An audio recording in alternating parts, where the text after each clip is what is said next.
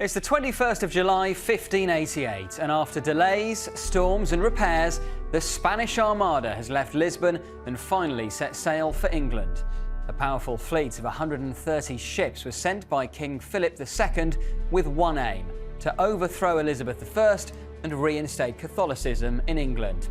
Led by the Duke of Medina Sidonia, his instructions were to first join with the Duke of Parma off Flanders, but when they reached the English Channel, the English themselves were ready.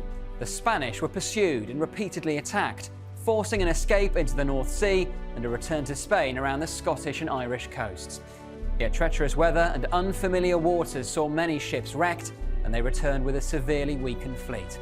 And while the Anglo-Spanish War continued until 1604, the Armada's failure was a big blow to Spain, all while asserting England's reputation as a major naval power.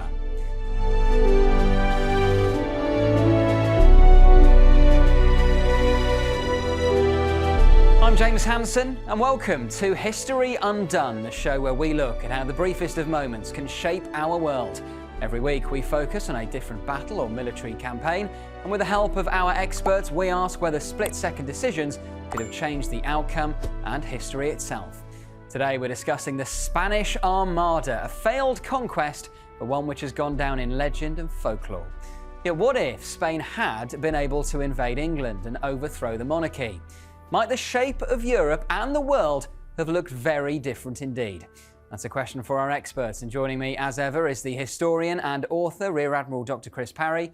And once again on the channel is the naval historian and YouTuber Drakhinifel. Welcome to you both. Now in front of us here we have our big map of the British Isles as it would have been back in the 16th century. Dr. Chris Parry, to start with you, give us some of the historical context here, because Queen Elizabeth I has been on the throne for about 30 years at this point. She's got a complicated relationship, to say the least, with King Philip II of Spain, because he was at one point her brother-in-law, and of course he is a very devout Catholic. England, of course, has returned to Protestantism at this time, so give us some of the backstory here between Philip and Elizabeth.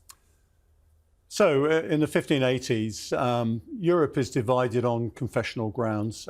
Essentially, you've got England itself, and we need to include Ireland in that, of course, is nominally heading towards Protestantism. I mean, it's basically a Catholic church without Rome, but there are Puritan traditions asserting themselves. Most of the population of Ireland is Catholic, but obviously the ruling elite in Dublin and the governmental institutions are Protestant.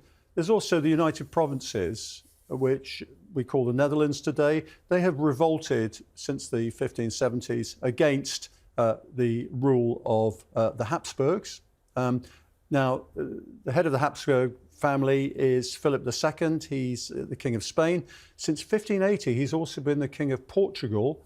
He owns all the Spanish possessions in the New World, except for Brazil, which is Portuguese. But of course, because he's taken over Portugal in 1580, they've got Brazil as well. So they've got the whole of the Americas in that sense, apart from a few settlements in North America. The Holy Roman Empire, the Holy Roman Emperor, what is essentially Germany mostly today, and Austria, is also run by the Habsburgs. They're Catholic. France is divided very much between Protestants and Catholics at the moment, and there's essentially a running civil war going on between the ruling dynasties, who are Catholic, and the Huguenot Protestant elements as well. And so by the 1580s, as you say, James, there's a complicated relationship between Philip II and Elizabeth I. Elizabeth's half-sister Mary had been married to Philip II. There had been an expectation that there would be an heir. Mary tried to return England to Catholicism between 1553 and 1558. Bloody Mary, of course, as she was known. And that has failed, because Elizabeth has come to the throne in 1558 and said, look, I am predominantly of the Reformed religion.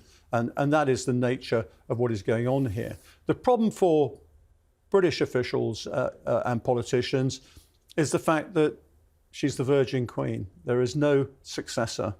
And that is a problem for everybody in England, of course, but it also is an opportunity for other monarchs and regimes within Europe.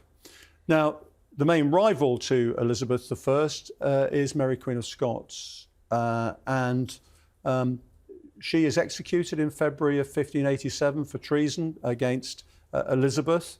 Everybody says this is the spark for the Armada. It isn't. The Armada is in preparation long before that.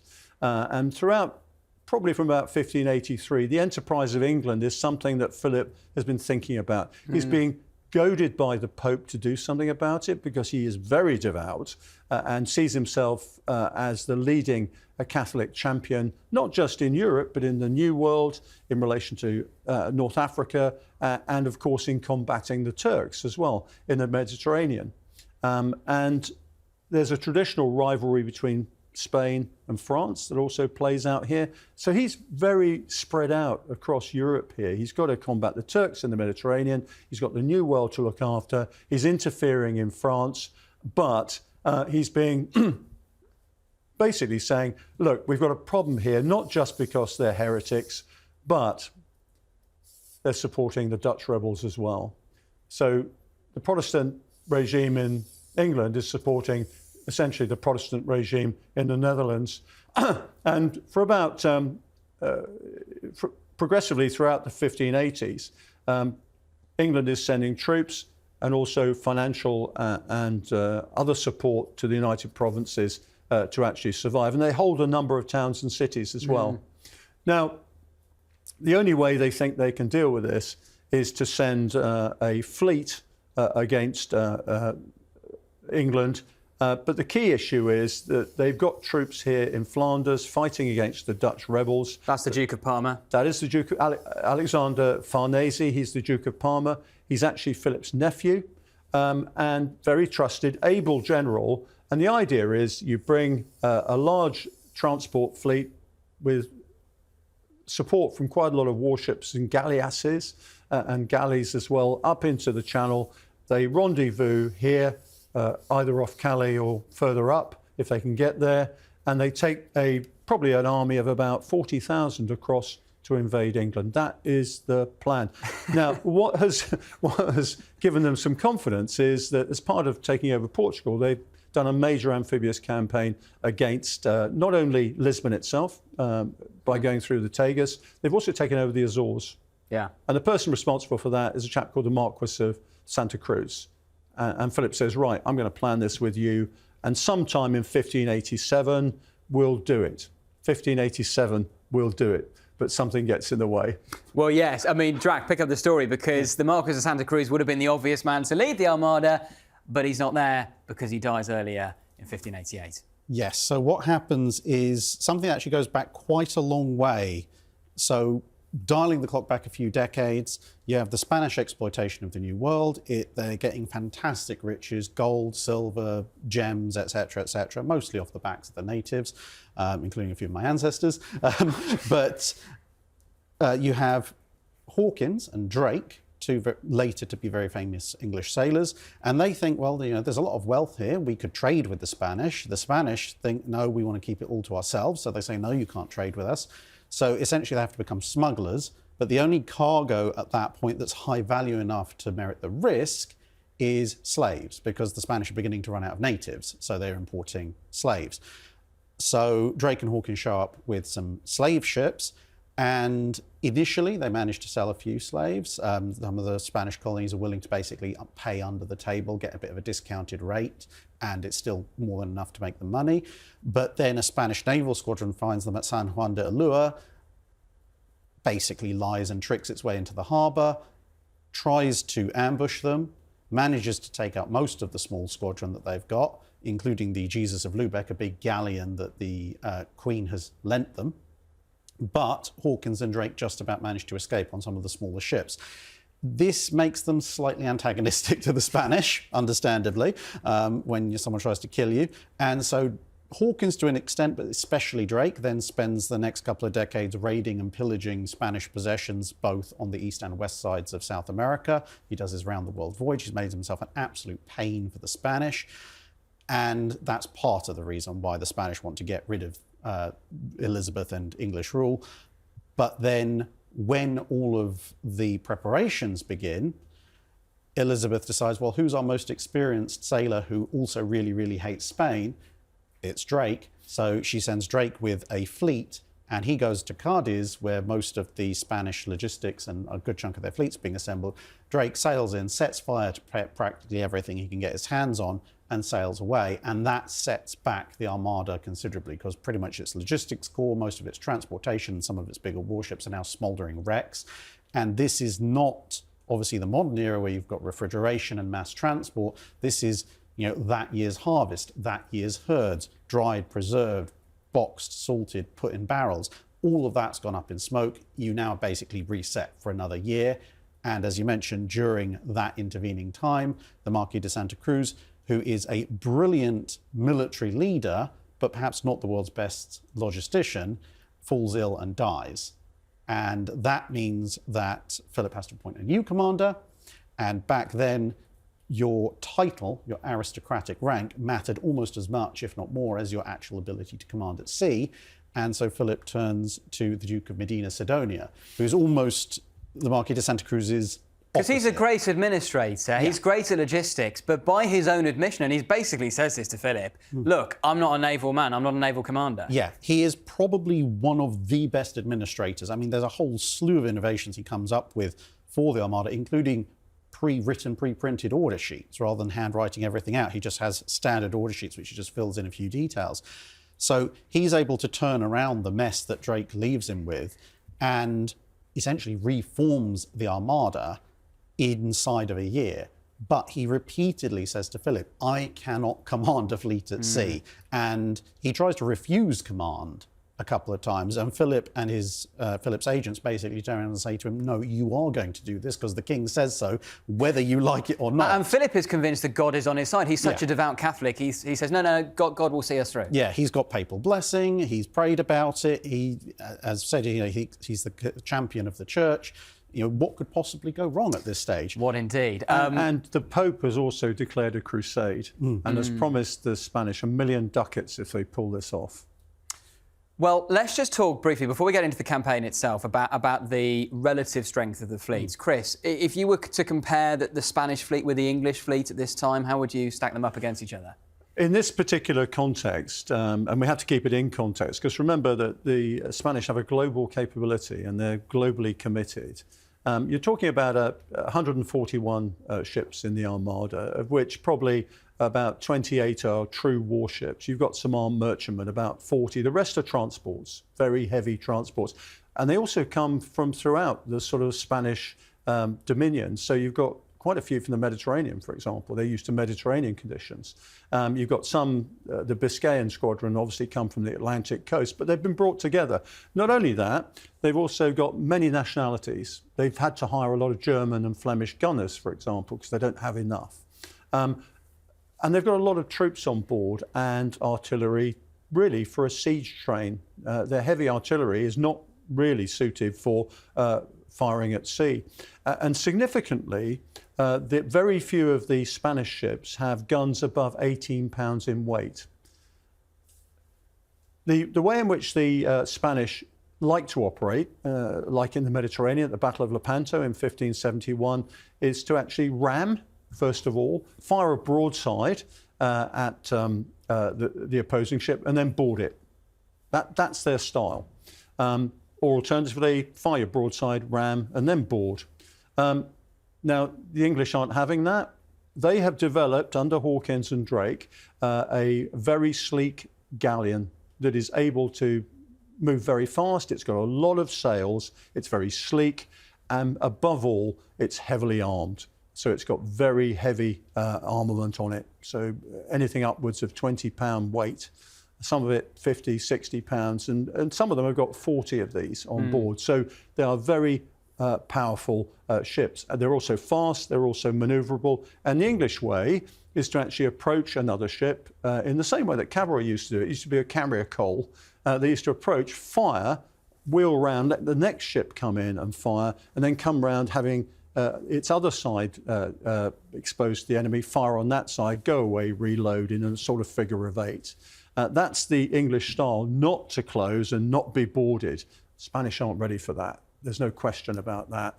And we'll see as the battle unfolds that this is absolutely critical in terms of the way the Armada is chased up the channel. I would hazard a guess and say in terms of firepower, in terms of seamanship, the English actually have the most powerful navy in Europe at the time. Interesting, yeah. Drac, very briefly on that, would it be fair to say that the Spanish have more and bigger ships, but the English ones are maybe better for what the Armada is going to require? Yes, because the Spanish, as mentioned, they've pulled ships in from everywhere. Some of their biggest and most powerful ships are Portuguese. They've got Venetian, Genoan, and actually a few Spanish ships in there. They're big. There's only one English ship in the entire fleet, which is the Triumph, which could probably go toe-to-toe with the biggest Spanish ships.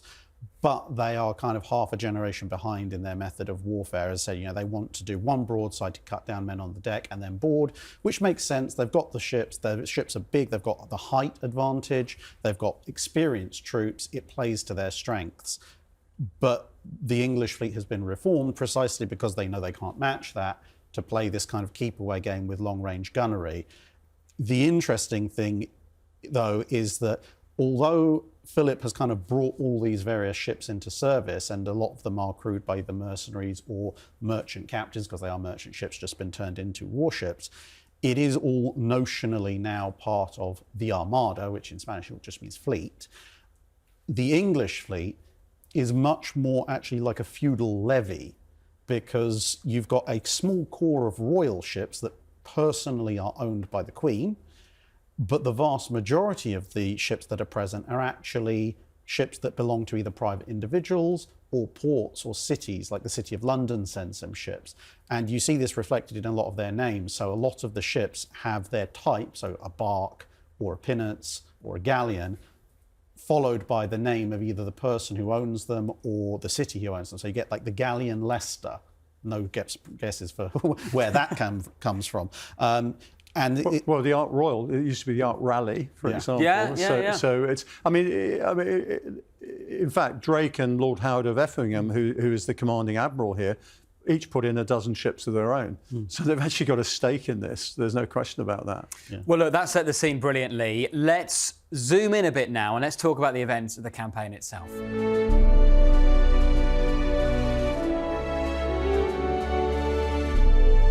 OK, we've got a new map in front of us now showing the English Channel. But before we get to that, let's just run through some of the key stats, starting with the Armada itself, comprised of around 130 ships in total, made up of 22 galleons, 4 galleasses, 4 galleys, 34 armed merchant ships, 23 transports and 20 smaller ships.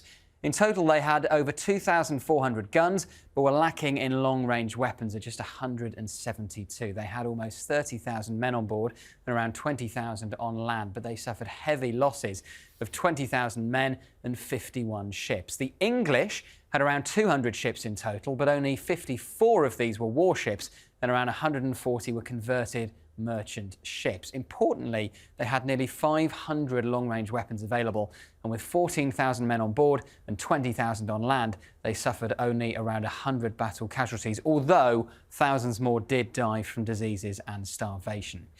OK, let's run through some of the key moments of the battle. Chris, to start with you, they depart from Lisbon in May, but very quickly they have to port at Coruña because they run into some bad weather.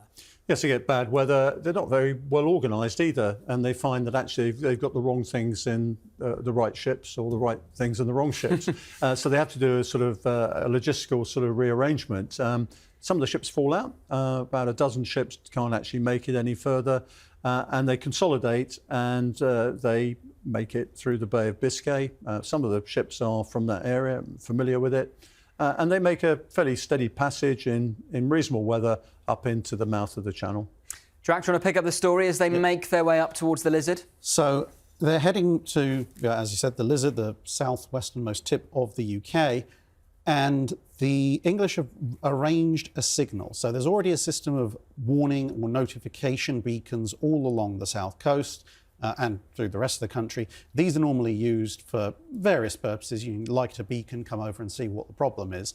But knowing that the Spanish are coming, this has been essentially repurposed. They know there is only one reason to light the beacons at this point, and that is when the Spanish are spotted. So the Spanish fleet is first spotted out actually in the ocean by a fishing boat. But then when they come into sight of the Lizard, you get a thing which you could almost say is a little bit like it's out of Lord of the Rings: Return of the King, but in fact it's almost certain this is the real life inspiration. This is for what that inspired scene. it. Okay. You know, the beacons of Gondor, but instead literally the beacons are lit. So one beacon goes off, and the people on the horizon see that, they light that beacon, and this chain of beacons is lit, and it runs all the way to London. Obviously, just lighting a beacon normally doesn't mean anything, but in this case, they know that means the Spanish are here. So London knows that the Spanish fleet is here actually before the Spanish fleet has passed the Lizard. The bulk of the English fleet is based in Plymouth, and this is where we get this famous supposed scene of Drake with his game of bowls, and someone coming up saying, oh, the Spanish are coming. And Drake says, well, we've got time to finish the game and beat the Spanish as well. If that happened, and I mean, it is probably a little bit apocryphal, but realistically, he had more than enough time. He could have had a fleet-wide bowls tournament, because the Spanish rate of advance is about walking pace, and they're stopping every night to anchor to keep their formation. So it's going to take them a few days to get to Plymouth. And so, yeah, there's no real urgency about sailing. They do have to make sure all their guns and some food supplies are stocked up.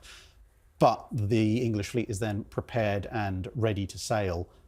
Interestingly enough, the two second-in-commands for the Armada, Olquendo and Recalde, are actually both telling Medina Sidonia, we should attack Plymouth while the English are still in harbour. Yes. Exploit the fact it's a closed harbour, get in close, do the boarding action, everything will be great. But Medina Sidonia is sitting there going, oh, the king has said we're going to Flanders, so we're going to Flanders. The key issue is the English can't actually get out because the tide is actually running in. And as Drax says, the two second-in-command say, look, the tide's with us. We can go in on the tide. They can't get out to us. And we'll do it as we normally do.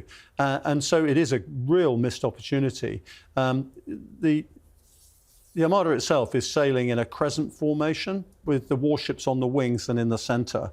Medina Sidonia is absolutely dedicated to keeping that safe as it goes up. That's essentially an army formation. It's not a naval formation. It doesn't take into account the way the English fight, but it's an astonishingly missed opportunity to bottle the English fleet up in Plymouth and destroy it at that point. And I suppose that is an early example of where Medina Sidonia, brilliant administrator though he may be, is not a naval commander. I think we've got to say the command and control system here is what is at fault, is people do not gainsay Philip. I mean, he is an authoritarian ruler of the First Order. He sits in his office all day in the Escorial near Madrid and sends out the minutest details to every part of his empire. And he's piled high every day with an in tray that is bigger than himself. But nobody dares go against what he says. He's already said, I know about it. I'm the only person here who knows about England because I was married to the Queen. So, you know, I'm not taking any advice on this. I know exactly how it's going to go. I've scoped it. I've financed it. This is how it's going to be. And you will implement it. And I think this runs through everything that happens to the Armada.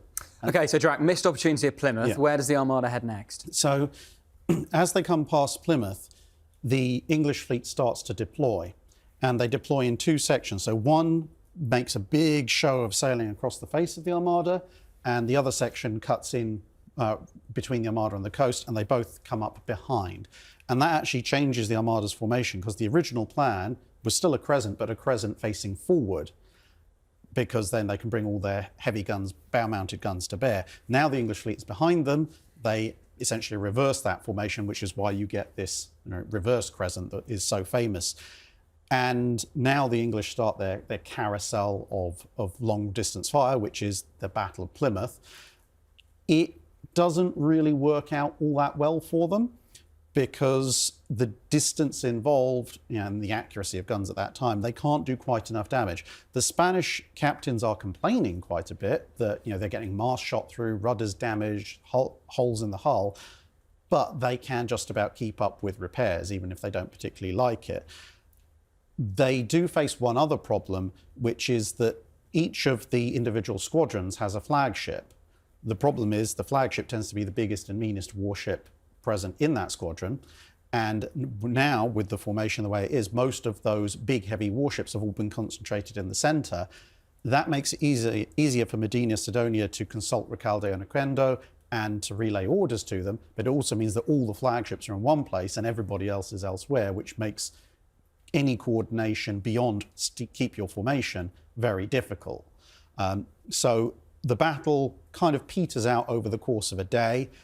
And then in between Plymouth and Portland Bill, because the wind is blowing everybody eastwards, we get two very important situations occurring. Firstly, the Spanish galleon San Salvador explodes, or at least the top part of it does. One of the versions of events told by the survivors is that one of the mercenary captains, a German, was essentially being beaten and upbraided by the Spanish captain of the ship, who wanted him to hit the English ships more. And after a day of abuse, this guy just basically went, I've had it, picks up a slow match, chucks it into a barrel of gunpowder, jumps off the ship, presumably making some rude gestures on the way down, and the top half of the San Salvador disappears in a fireball. Fortunately, Medina Sidonia has implemented firefighting procedures across the fleet, so they're able to actually put the fire out before it reaches the magazines, which is just as well. And it goes off to try and get itself repaired. And then shortly afterwards, another galleon, the Rosario, collides while it's trying to maneuver through the fleet. And then as time wears on, both of these ships actually start to fall back. And the San Salvador is picked up by an English squadron, and the Rosario, which is seen to be gradually falling back, ends up being surrounded by ships under Drake's command. And Drake, in his personal flagship, the Revenge, shows up the following morning and basically says, look, you're surrounded, you haven't got a choice, you need to surrender. The other English admirals are quite angry with Drake because he was supposed to be leading the fleet at night with a lantern in his ship, and he's actually put that out so he can get closer to the Rosario. Yes. So the whole English fleet is a little bit discombobulated and trying to get their formation back. And then Drake, ever the opportunist, goes up to the Spanish captain, and it turns out both of these galleons have huge amounts of gold on board because they're two of the four Spanish galleons that hold all the pay for the Armada. And very suspicious occurrences happen whereby the Spanish records say there's a certain amount of ducats aboard. By the time that Drake and the captain have finished their negotiations for surrender, that amount has dropped, and it continues to drop until by the time it gets ashore, it's ostensibly only got about half as many ducats as the records show it should have. And mysteriously, Drake and the captain are never short of change. Yeah, it's funny that. I mean, it's interesting because Pedro de Valdez, the captain, recognises Drake and also his reputation. And I think we shouldn't underestimate the reputation of Drake, what he's done in the New World, what he's done on the circumnavigation. He's managed to do that without killing a single Spaniard. That's the interesting thing about the circumnavigation. He's charming, he speaks fluent Spanish, and he says, look, you know, for you, the war is over. What can you tell me? And Pedro de Valdez tells him the whole plan of what is going to happen with the Armada. He actually says, for the first time, confirms the fact we are going to anchor off Flanders, we're going to pick up the army of Parma, and we're going to go across to England. But a key point to make is that Drake now knows the plan, but you've still got basically no communication between the Duke of Medina Sidonia and Parma of Flanders. Well, because you do have communication, but not very good. But it's incredibly slow. So he's been sending messages across France and with small sailing ships to Parma, but they're not in sequence at all. And Parma is not communicating to him whether he's ready, whether he can actually get the troops offshore. And as we'll see later, he's got all sorts of problems in doing that. But Medina Sidonia has been told, get the Armada up to Calais, and that's your job. Yeah, so that brings us on to the Battle of Portland Bill. So what happens here is the English are trying to refine their tactics a little bit, but the wind briefly changes at Portland. It reverses direction. And if you like, the combat core of the Armada turns around and bears down on the English fleet. They potentially could have grappled and boarded some of the smaller English ships, but they're going for the Ark Royal, the flagship. And then at the last possible moment, the wind switches back again to its predominant eastbound direction. And the English see this as an opportunity because now you've got the big Spanish ships basically becalmed between the two fleets. And they think, right, we're not going to try and take them on, but the royal ships, so you've got, you know, ships with names we'd recognize from many Royal Navy vessels, the Ark Royal, the Revenge, the Victory, etc. Well, there's two lines, the White Line and the Golden Line, and a few others. They all bunch together, they bypass the heavy Spanish ships, and they go straight for the Spanish center where those Spanish heavy ships had been, and they end up just laying into all the Spanish transports and so forth around. And you have Recalde and Medina Sidonia in their two flagships, San Felipe and San Juan, or San Martin, sorry, desperately trying to hold essentially a two-man rearguard action against the incoming royal ships. And Recalde actually says, pretty much everybody else near me is hiding behind me, trying to not get shot. But because the wind has shifted, the big Spanish warships managed to gradually turn themselves around and head back. The English see them coming and are like, oh no, we're still not fighting you, and break off. And that's kind of the end of the Battle of Portland Bill. Everyone drifts further on, and as they're getting to the Isle of Wight, the big concern that they now have is what happens if the Spanish either go and sit in the Solent off of Spithead, which was part of the original plan. Yeah.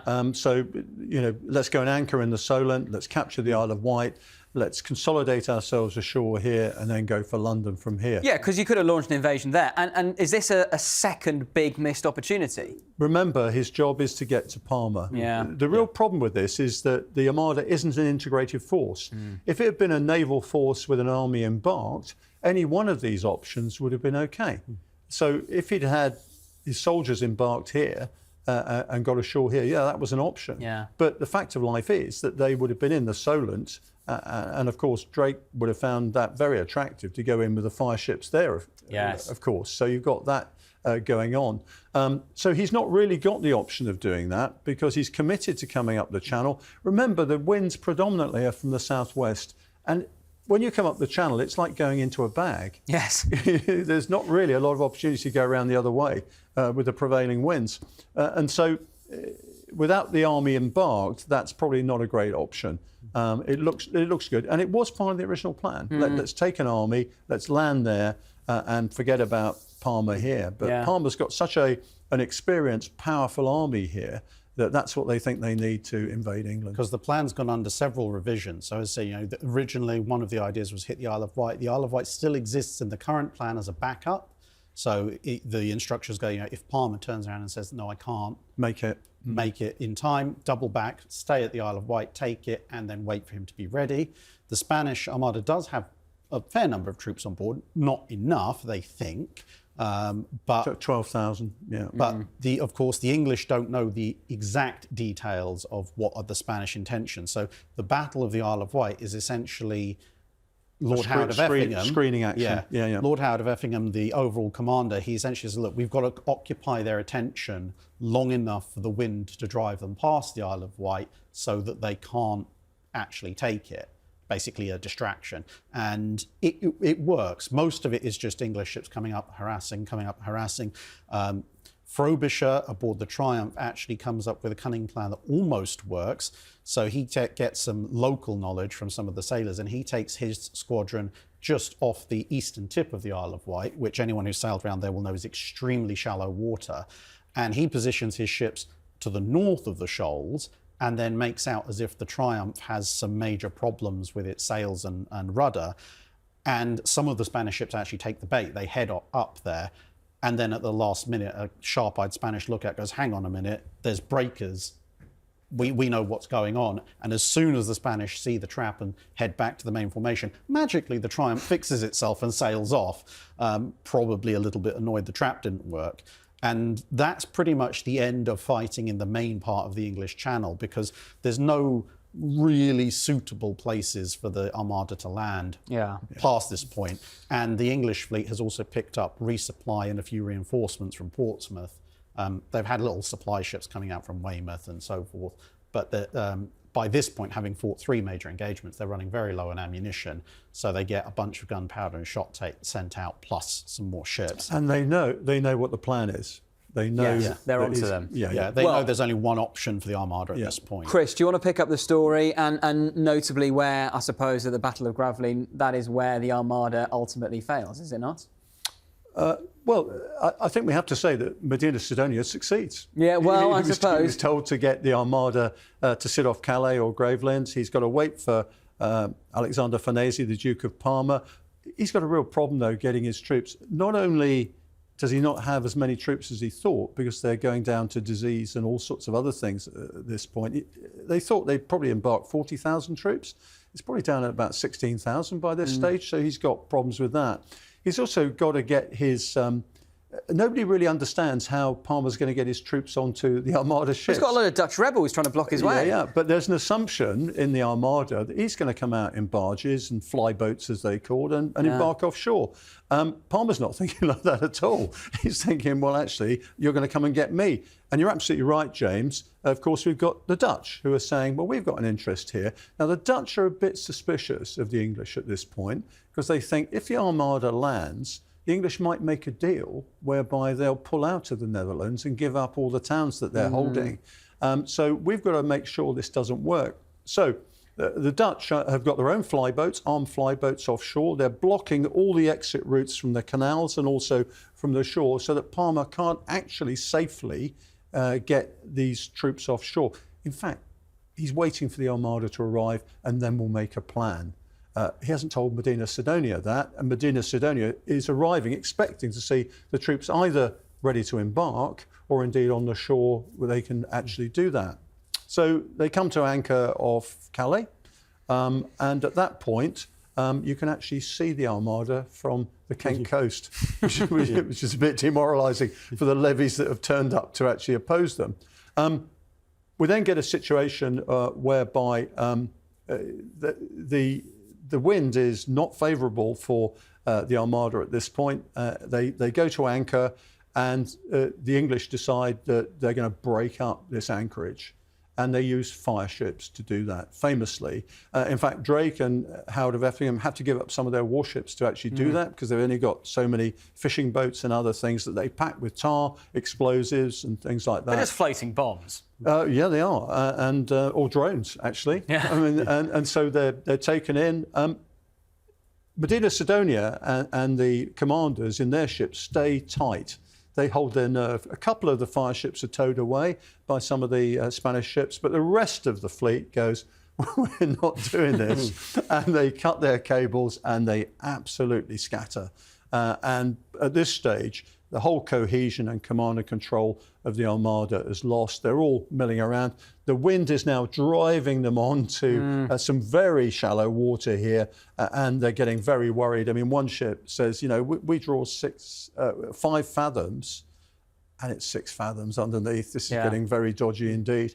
And at that point, the English say, right, this is where we attack. They come in and they put their full firepower, 8 hours of bombardment into these ships.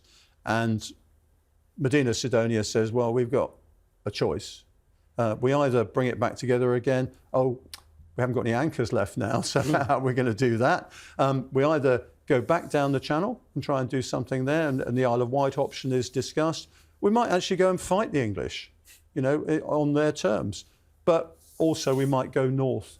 And the next thing most of the fleet knows is Medina Sidonia is heading off north. He hasn't told anybody, and so everybody starts following him up to the north. A couple of the issues that the Armada faces, when they come to anchor off Calais, they still haven't heard from Parma at all. It turns out all the various messages are kind of all bunched together, and the first message they get from Parma is dated to 3 days before they come at anchor off Calais, and that tells them that the date they come up to Calais, they've still got 6 days before his men are ready. And Parma's only received most of the messages from the Armada the day before they came to anchor off Calais. So he's not replying because he didn't want to. It's just he didn't know those messages were inbound. And Parma's moved a bunch of his invasion barges through canals to Nieuwpoort and Dunkirk. And he wants to move his men to there to get them into the rally with the Armada. The problem is the Dutch still have a blockade there, and all of his larger escort ships are still stuck in Antwerp, which means that the Armada would have to send ships in close to the coast to pick them up. And the English have not only come down here, they've also got a squadron come from the Downs under Admiral Winter. So the English fleet is the most powerful it's going to be during the whole campaign. And that's when the English send the fire ships in. And as you described, Chris, in the end, Medina Sidonia ends up escaping into the North Sea. The English pursue for a bit, but not too far. So let's talk about that journey now. Let's zoom out and let's discuss the difficult journey home for the Spanish.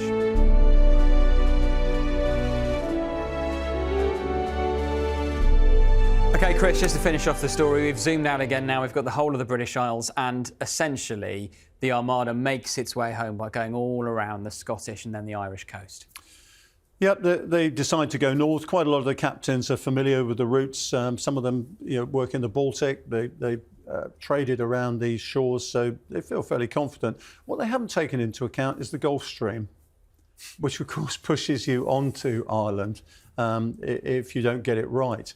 So what happens is the English are largely out of shot. They're starving. They also don't have the supplies that they need, and they're wondering how much they can actually hang on. The Spanish continue up the North Sea.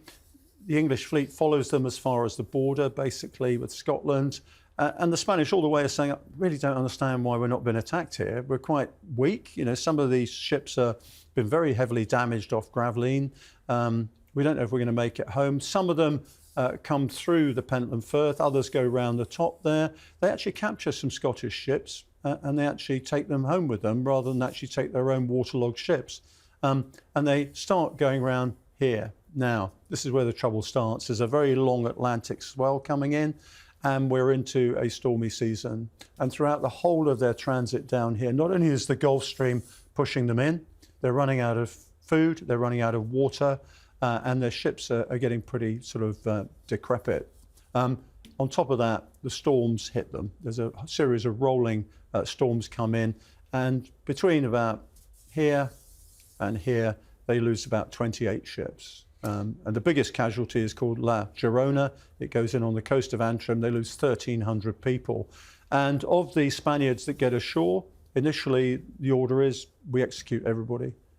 Some of them actually mingle amongst the local Irish who get them out and they get them to escape. Some of them stay and mix with the local population. There is one group of Spanish soldiers who are actually employed as mercenaries against a rival Irish clan. So all sorts of adventures and experiences, but quite a lot killed.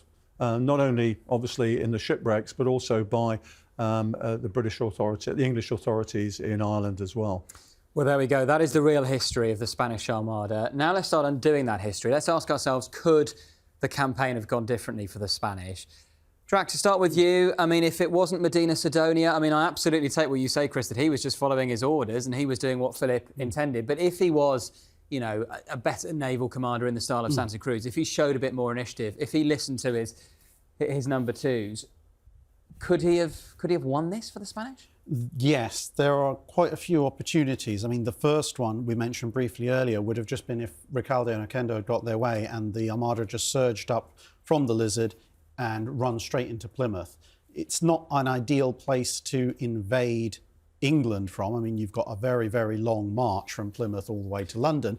And you don't have all your troops. It happened in 1688. That's exactly where William III went. Yeah. He went into Torbay and he came all the way to London. It's not ideal, but it can be done. But the more important thing would have been if you could have crushed the English fleet in harbour. It's a confined environment, perfectly suited to the Spanish single broadside and board actions. Then you have uncontested control of the English Channel. So not only could you drop troops off, perhaps to start a campaign, draw English troops away down into the southwest, but then you can sail at leisure, pick up Palmer whenever you like, drop him off wherever you like, and there's not really a lot that the English can do about it. Because yes, they have the additional squadron under Winter in the Downs, but that's nowhere near strong enough to take on the Armada on its own. And you've either captured or killed Drake.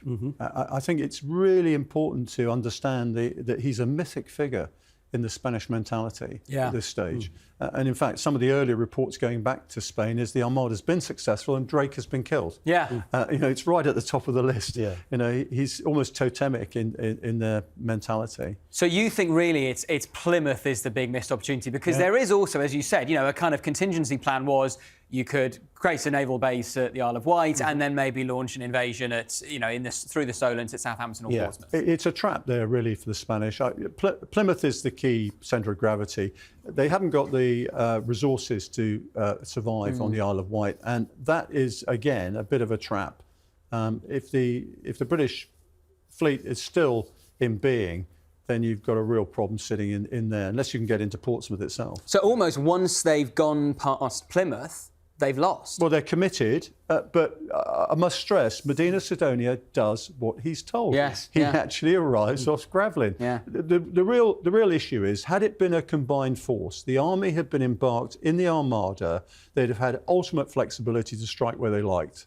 That is the fatal flaw in this campaign, is the fact you're going to go and pick up an army and take it somewhere else. Yeah. There's another thing, which is, if the weather had been very slightly different off of Calais, Yes. because the English fleet is moored further out than the Spanish fleet, so they're actually more subject to the weather, which is one of the reasons they launched the fireships, because they don't reckon they can hang around in the middle of the channel for a long time. But because of that high wind, when they launch the fireships come in a lot faster and with a lot more flame, because the wind is driving the flame, than otherwise. Because Medina Sidonia has anticipated that the English might do this, and he has a line of picket ships, and then he has a line of ships' boats, which is why they're able to tow a couple of fireships away. But because the fireships are coming on a lot quicker than they were anticipating, they're not able to get all of them, and then that's what induces the panic. The other thing that induces panic is that in the siege of Antwerp and the campaigns against the Dutch, at that point rebels, there was what I would like to describe as an eccentric pyromaniac who'd come up with what were called hell burners, which were essentially small ships packed to the gunnels with gunpowder that he'd used to blow up large contingents of Parma's army. And the Spanish knew that with the fall of Antwerp, this guy had left and fled to England.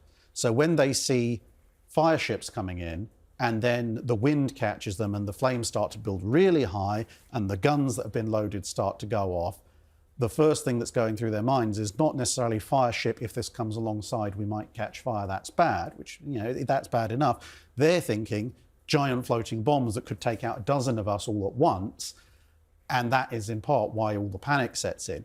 If the wind had just been a little bit lighter, so you'd have gently burning ships coming in slowly, they probably could have fended off the fireships and then gone, well, we're sitting here next to Calais, we can rest, resupply, restock, wait for Parma to sort himself out. And the English fleet can't really do all that much to it. Chris, let's bring you in on the weather, because you do hear this quite a lot. The Armada might have succeeded had it not been for the weather. And yet you could also make the argument it could have been even worse for the Spanish, because by the time they get to the Dutch coast, but for a late change in the wind, they would have been beached up and they would have been in serious trouble. In fact, two of their major warships were actually grounded and captured by the Dutch. So that's entirely right. I mean, you play with your own luck here. I mean, the classic propaganda line on all the medals afterwards, God blew and they were scattered. And in fact, Philip said, I actually sent the Armada against men, not against the winds and waves. I've really been seen off. But at the end of the day, everybody knows the Channel is notorious, not only for its currents, for its constrained geography, but also the changes in wind. I mean, you get all sorts of topographic changes in wind, just local features, not just coming up here. So you take that into account. But the English Channel, of course, has kept us safe for 1,000 years in many ways because of those features. And you take the luck that you've got. I mean, it is staggering that the Spanish didn't actually use. And had they done that, you think it's winnable? You think they actually could have launched an invasion had they gone for Plymouth? I mean, if you destroy the core of the English fleet and its commanders, then you're going to win. It doesn't matter how many bowls you play up on the hoe, you're going to lose. I mean, they, as Drac said, they'd have had command of the Channel. There's no threat from France at this stage. They make it. Let's go with that. Let's say they go for Plymouth, they successfully launch an invasion. How would history have been different? The first thing to say is, does England become a Catholic country again? Can I just... Yeah, of course. I don't think they had the resources to actually extend from there. They didn't have enough soldiers. They had a siege train. The heavy guns they had were basically for land warfare. They weren't for sea warfare. And I suspect that would have been containable. By the time you've got people ashore, if you've got 12,000 troops, probably only 8,000 of those are going to be able to fight straight away. When William III lands at Tor Bay in 1688, he has to take a week to get his horses and his men actually up to speed. So that's possibly containable. The key issue is getting Parma across. You can then get up to Parma, That's the point. You've destroyed that. There's no interference. You go across, you land, you've been told to land at Margate. Obviously, he read the local guide. You've got to get off the Isle of Sheppey, and then it's a route up to the South Bank. Of course, London's on the North Shore, not on the South Shore. But, an army like Parma's used to dealing with siege and more mobile actions. is not going to take very long to get there. Well, let's say that happens. The Spanish Armada succeeds. Yeah. What are the long-term historical consequences? Starting with the religious point, because that is Yeah. often what is most frequently cited. So England has gradually been becoming more and more anti-Catholic. I mean, there's a whole load of anti-Catholic laws in place already. There are still a fair number of, if you like, closeted Catholics, but there's been a huge amount of religious tension, not helped by obviously Mary's attempt to bring England back to Catholicism. So initially, there would have been an awful lot of civil discontent. If the Spanish can contain that, however, it's not too far gone from when England was a Catholic country. And it probably would have been incredibly bloody, but between the Spanish crown, the Inquisition, etc., they probably gradually would have brought England back over. Obviously, Ireland wouldn't be a problem in that respect. Yeah. Scotland would probably be its own thing, but at that point, although Scotland later on would be a very strongly Protestant country, it's not quite at that level just yet. The main thing, however, is that if England is taken out of the equation, the Dutch rebels lose support. So Flanders probably gets overrun by the Spanish. So in the 1600s, the two sort of great Protestant powers, the Dutch and the English, who ironically enough end up spending most of that time going to war with each other, they're not around. So the Dutch maritime trade empire in the 1600s, which is then sort of subsumed to a certain extent by the English and then later British trade empire in the late 1600s and early 1700s, that doesn't come about if both of those areas are now just satellites of Spain. Yeah. Which means probably, the USA as we know it today doesn't exist. No 13 colonies. No, it's true. There'll be a few little colonies that the English have set up, but which should probably be rubbed out by the Spanish. The Spanish interest in North America is basically Florida and the Carolinas, but even then they're not that interested in it because it doesn't have the gold and the silver that you get in South America. The really interesting thing would come about, as various dynasties wax and wane. At some point, France and Spain are going to end up at war with each other again, except this time France is surrounded on all sides, on land and at sea. And you can definitely see the Spanish going, we've taken Portugal, we've taken England, we've taken Flanders, we've got the Holy Roman Empire on side because they're family. Do we want to have the greater Spanish dominion of Western Europe? Yeah, they probably do. And at that point, the only other nations around are the Italian city-states, because Italy doesn't exist yet, the German city-states that kind of make up the Holy Roman Empire, which as we said are kind of on side. Yeah. So your next biggest threat are the Ottomans, and they're at the far end of the Mediterranean. I mean, what we're saying is there's no British Empire, there's no Dutch Empire. More importantly, if Britain and the Netherlands go Catholic again, there's no Enlightenment. Because Catholics completely continue with their grip on all sorts of scientific research and things like that. And how long would the Spanish Empire have lasted? It's an interesting point. There are two issues I think that will come in here. There's an overstretch issue. Yeah. I mean, in the age of sort of pre-modern communications, how can you hold this all together? How can Philip II run from his office in the Escurial, this vast global empire? There's a second thing as well, and that is the way the Habsburgs are inbreeding. They're actually marrying their cousins. Philip II actually marries his niece, and they have 7 children. And you can see the progressive decline in the Habsburg royal house. We end up with the War of Spanish Succession at the end of the 17th century.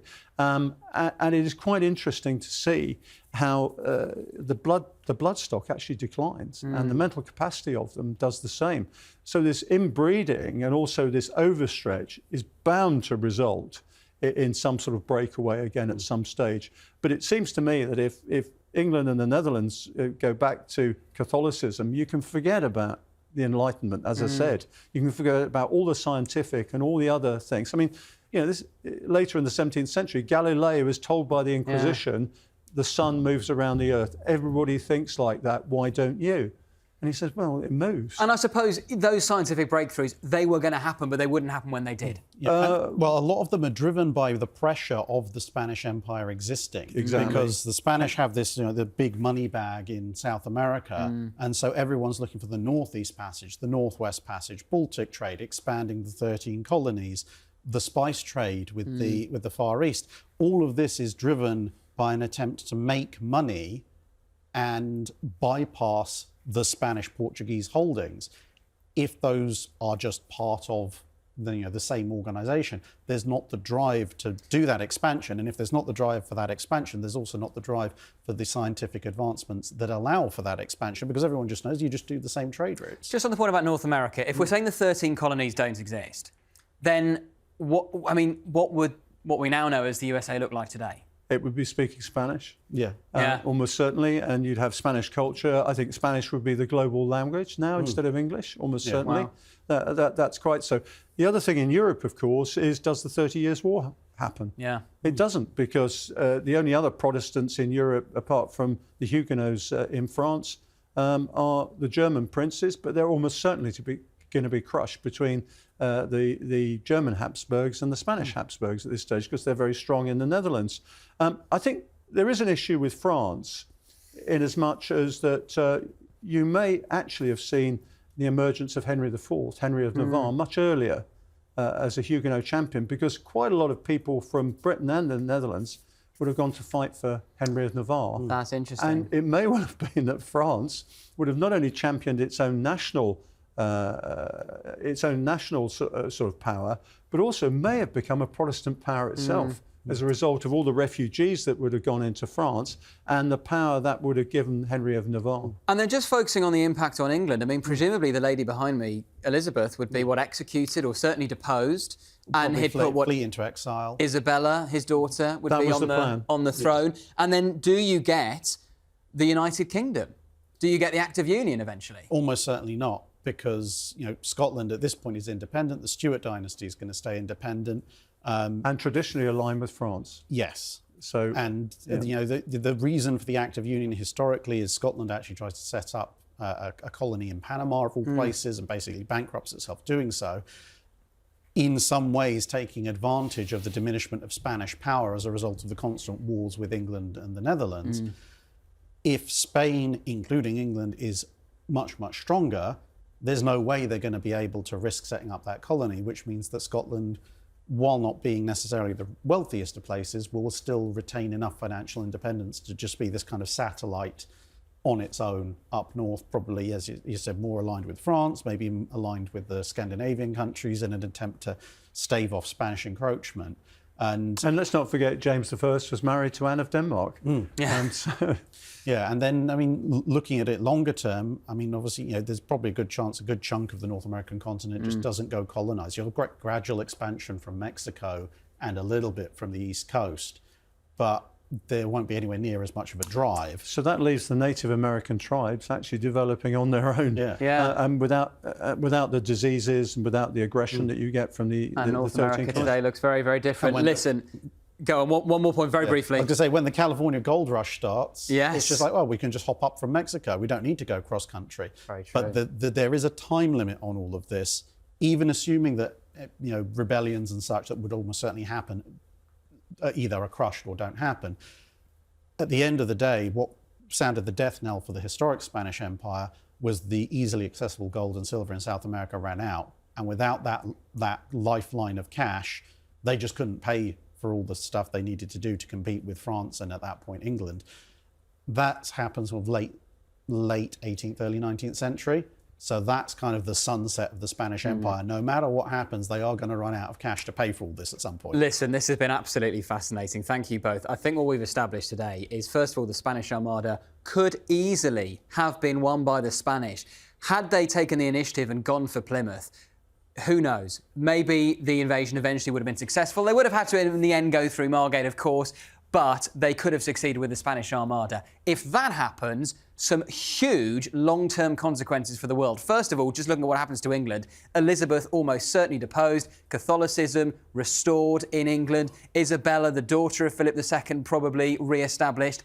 Then what is the impact on Spain and the rest of the world? Well, first of all, you don't get the British Empire, of course, because essentially England is under Spanish control. You don't eventually get the Act of Union and the United Kingdom as we know it now. The Dutch Empire probably never happens because you don't have the English helping to arm the Dutch in their fight against the Spanish, and as a result, the Spanish are left with free rein. The Spanish Empire extends well beyond what it eventually did. You end up with the Spanish controlling far more of North America as we know it today, to the extent that the 13 colonies are probably never established. The United States of America, as we know it today, is almost certainly never established, and probably Americans would be speaking Spanish right at this moment. I'm afraid that is all we've got time for. My thanks to Drakynifel and Rear Admiral Dr. Chris Parry for joining me, and we'll be back undoing more battles from history very soon. But in the meantime, remember to like this video and subscribe to our channel, History Undone, on YouTube. And you can also catch me presenting Frontline for Times Radio, our interview series about the war in Ukraine and other global conflicts. And we'll see you next time. Goodbye.